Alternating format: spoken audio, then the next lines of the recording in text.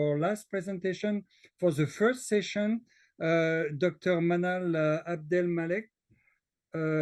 She is Professor of Medicine, Director of the Hepatobiliary Disease Interest Group and NAFL Clinical Research Program in the Division of Gastroenterology and Hepatology at the Mayo Clinic in Rochester.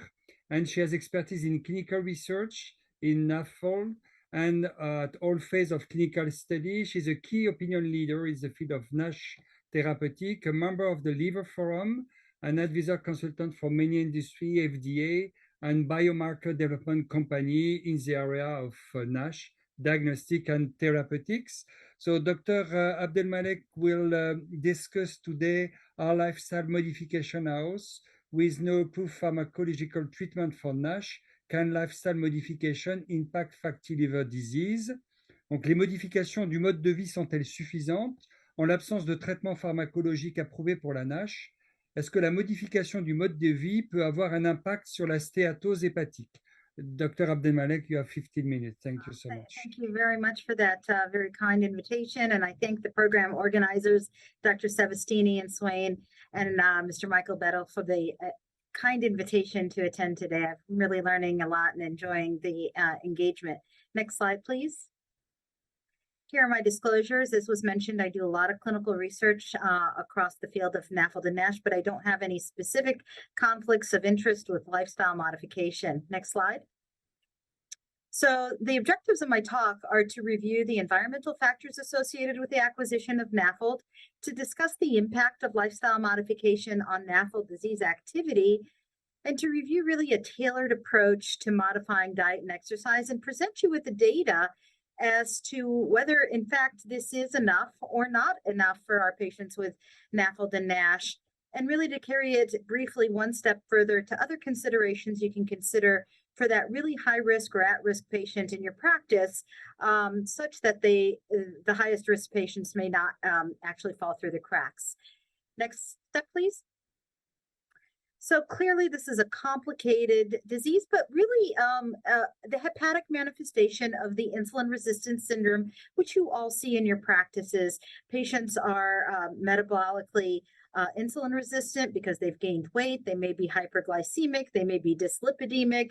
And in the consequence of having adipose dysfunction and increased circulating free fatty acids, a healthy liver, when coupled with environmental factors such as diet and a sedentary lifestyle, and in addition to that, maybe even genetic risk factors, because this disease aggregates in families, can then become fatty, and that process can induce an inflammatory reaction called lipotoxicity, which we see in many organ systems, not just in the liver, but it is the primary root cause of several sequelae of end organ injuries in the context of obesity and insulin resistance, and that can beget not only chronic liver disease, but new incident diabetes, and it becomes a very vicious process where fatty liver disease begets worsening insulin resistance, and insulin resistance begets worsening fatty liver disease and subsequent diabetes. So the chicken and egg phenomena of bad becomes more bad, and it becomes, and it feeds into itself. Next slide, please. We're going to focus now on environmental factors, diet and exercise specifically. Next. So the current treatment for the fatty liver disease patient really is one which is individualized. Next. And we tackle overweight and obese status with diet, exercise, modification, and hopes of achieving weight loss. Next. And then we go on and drill down as what can we modify? Can we modify certain environmental risk factors that may not only help the fatty liver disease, but certainly would limit further injury, such as alcohol or smoking or high fructose intake, and encouraging coffee consumption because it may actually be helpful. Next. And then we address, which you are already doing in your primary care practices, weight, diabetes, blood sugar, high blood pressure, cholesterol, and even sleep apnea. But in the absence of no approved therapies, we really have to lean on what we have accessible to us in utilizing an armamentarium of alternative approaches. Next slide. So What's good about fatty liver disease is it's a really dynamic process.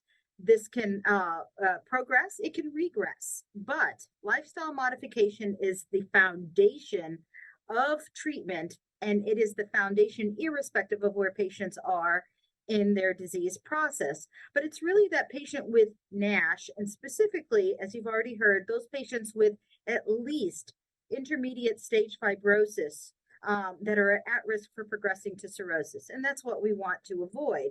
Next. And so when we utilize the backbone of lifestyle modification and couple that with repurposing of certain medications to optimize insulin resistance or treat metabolic syndrome, we might be able to make some headway even in a primary care practice. Next. So when medical treatments are unsuccessful, I'll hint a little bit and share with you where other options such as bariatric surgery or referral for clinical trials could be helpful. Next slide. So clearly there are some factors that we cannot modify: ethnicity, age, gender, family history. Next. But other factors that are modifiable, such as weight, blood pressure, blood sugar, diet, sleep, and limiting those social habits, which can potentially increase the risk for liver disease. So as physicians, we need to focus on those modifiable things that we can change and set aside the other variables which we can't change. And I tell my patients that I can't change your family history, but let's focus on what we can change. Next slide. And so the treatment of obesity is the foundation for care. And as little as a 5% reduction in body mass index can lead to as much as 25% reduction in liver fat content as measured by MRI. And a systematic review of 23 studies demonstrates that weight loss anywhere between 4 to 10% consistently improves measures of quantitative liver fat and even liver enzymes. So the management of obesity, even if you're not focused on fatty liver disease specifically in your practices, will in fact, if effective, treat fatty liver disease if present. Next. So when we talk about exercise, as has already been mentioned, whether it's aerobic or resistance exercise, there was interestingly one systematic review that I share with you. And these type of studies are, one, very hard to do, and two, very few and far between when done well. So there were 13 studies that utilized aerobic exercise, and really only 4 very well done studies that utilized resistance exercise. And you could see that the cumulative number of patients is really at around only 450 patients. But the bottom line that I'd like to share with you is it didn't really matter whether a patient utilized aerobic exercise or resistance exercise. And these patients were pretty much identical when looking at the systematic review. The patients that elected to have aerobic exercise interventions or underwent resistance exercise were all patients who were phenotypically comparable to patients with fatty liver disease, increased BMI, and the effect size on their change in BMI, the change in liver enzymes, or even the reduction in quantitative liver fat was comparable. So aerobic exercise can improve adipocytokines, and resistance can actually optimize muscle mass and improve myokines. So it doesn't matter what my patients do, and I tell them it doesn't matter what they do as long as they do something, and something that they can enjoy and tailor in their lifestyle for a lifetime, ideally. Next slide. So sometimes I get asked, well, does it really matter how intense that intervention is? And there has been one study that's a randomized clinical trial of the effect of moderate exercise versus vigorous exercise. It was a 12-month intervention study, 220 patients, ages about 54, of which 67% with women. The controls got no exercise for 12 months, and then they divided randomized patients to either moderate exercise, which was 150 minutes of brisk walking, or vigorous exercise, which was 150 minutes of even jogging for 6 months, followed by brisk walking. And if you look here at the right-hand side, What's interesting is there is an improvement in liver fat content, both with moderate exercise as well as intensive exercise. And in fact, the improvement is comparable. So it doesn't take our patients to be intensivists in their exercise regimen. Even just moderate exercise within the tailored to their capacity works, and it works comparably to very intensive exercise. Next slide. And so in 28 randomized trials of exercise-based interventions for patients with NAFLD, there was a systematic reduction in intrahepatic lipid content and a systematic reduction in ALT. So this has stood the test of time. And so exercise should be incorporated into our clinical practices and partnering with exercise physiologists or trainers, or being in a multidisciplinary practice where you can refer your patients for tailored exercise practices is important. Next. Now, what about, let's set exercise aside for a minute. What about just the process of losing weight? We try to work towards achieving weight loss because, as you could see in this systematic review, it was a meta-analysis of nearly 23 studies. Weight loss really improves liver aminotransferases. This middle line here is the no change, and effective weight loss can improve liver enzymes by 25 units at least. So it was only one study that didn't, but overarchingly, weight loss will improve liver aminotransferases, hinting at an improvement in necroinflammation and steatohepatitis. Next slide. And that goes hand in hand with those studies that actually quantitated liver fat by MRI or even ultrasound-based imaging, and you could see a reduction systematically in quantitative liver fat. Now, I emphasize that we see a reduction in quantitative liver fat, and we see a reduction in liver enzymes, but the studies that have been done that actually measure the impact of weight loss or exercise on what we as hepatologists care the most about, fibrosis and severe liver injury, really are few and far between, if non-existent. So at least we can get a reduction in the majority of patients you see, those with milder forms of NAFLD and NASH, with lifestyle interventions. Next. Now, how much weight loss do we want to achieve? This was a study that was done by Villar Gomez. It put patients through a 52-week lifestyle intervention with paired liver biopsies, which really gets our attention as hepatologists because we care about liver injury. And as you could see, those patients that lost less than 5% of their body weight, 10% had resolution of NASH, and 35% had an improvement in hepatic steatosis. And actually, 70% of patients were able to achieve and sustain this level of weight loss.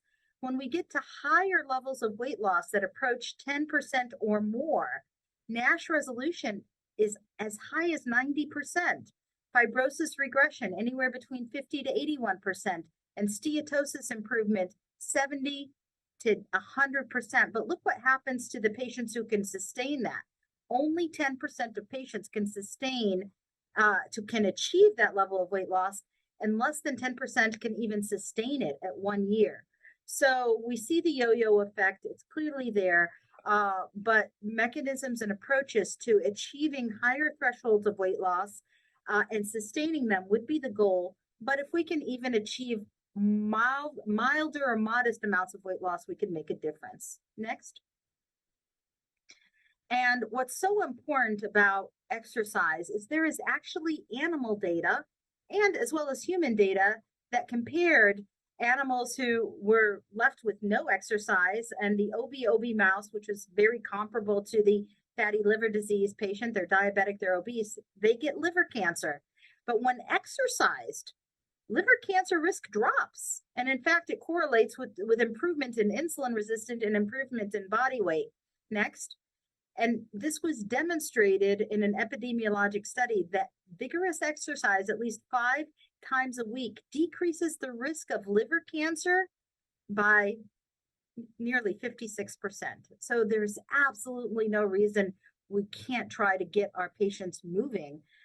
in a sedentary environment. Next slide. And what's more exciting is even if you take patients who have cirrhosis, well-compensated cirrhosis, and you subject them to exercise, this study looked at patients who had an elevated hepatic vein pressure gradient, which is really what gets our patients into trouble with ascites and variceal bleeding. These patients were overweight. They did a 16-week intensive lifestyle intervention. And on average, the average change in body weight was about 5 kilos, which was significant, even in the presence of cirrhosis. And the average change in hepatic vein pressure gradient was almost 10%. Next slide. And what you could see here is, again, the change in hepatic vein pressure gradient was highest in those patients that were able to achieve a threshold of weight loss of at least 10%. So weight loss decreases cancer risk, it decreases portal pressure, it improves liver enzymes, and improves quantitative liver fat. Next slide. So there are clearly direct and indirect effects of exercise. Through the direct effects, we can decrease lipogenesis, we can decrease quantitative liver fat, we can resolve NAFLD and NASH, but the indirect effects also could be improvement of systemic insulin resistance and mitochondrial function, both in the liver and in the muscle. And so our patients, if they can exercise, although the data is strongest in those patients with milder stages of NASH, can potentially get benefit from exercise even in more advanced stages of NASH. Not to mention that it improves their cardiovascular fitness, and our patients die mostly of cardiovascular disease, and so it may improve all-cause mortality in patients with NAFLD and NASH. Next. So diet matters. Next. Okay. Yeah. Can you conclude, Dr. Abdelmalek, please? Sure. I'll conclude quickly. The Western style diet, next. High fructose corn syrup, next. And although modest amounts of alcohol have been associated with the Mediterranean style diet, next. This has been now discussed as being bad for patients with fatty liver disease, next. But coffee is good, next. And so we avoid high fructose corn syrup because it induces de novo lipogenesis and worsens obesity and metabolic syndrome. So I tell my patients to absolutely avoid it. Next.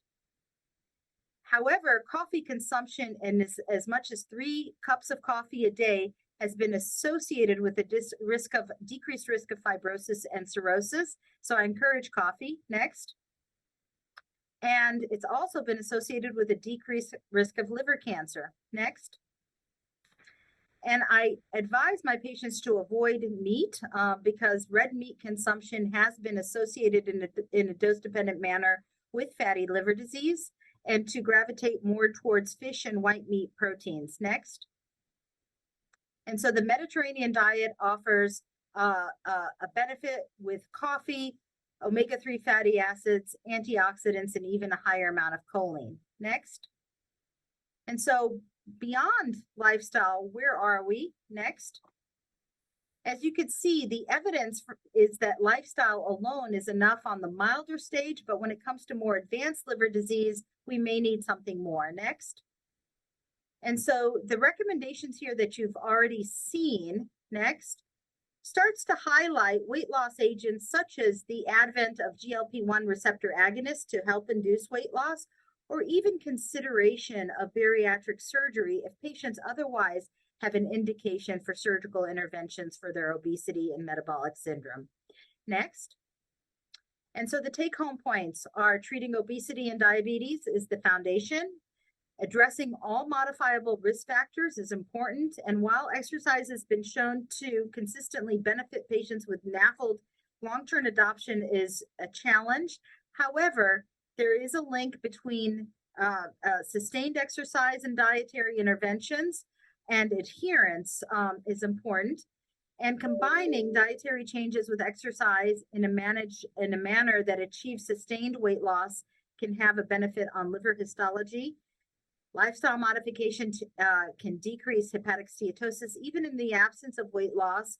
However, the data about it reversing significant fibrosis is limited, and treatment of all comorbidities, even beyond exercise, with consideration of anti-obesity therapies, GLP-1, or even bariatric surgery, can improve NASH and decrease risk of liver cancer and complications of advanced liver disease.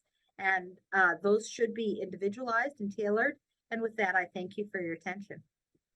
So thank you so much, Dr. Abdelmalek.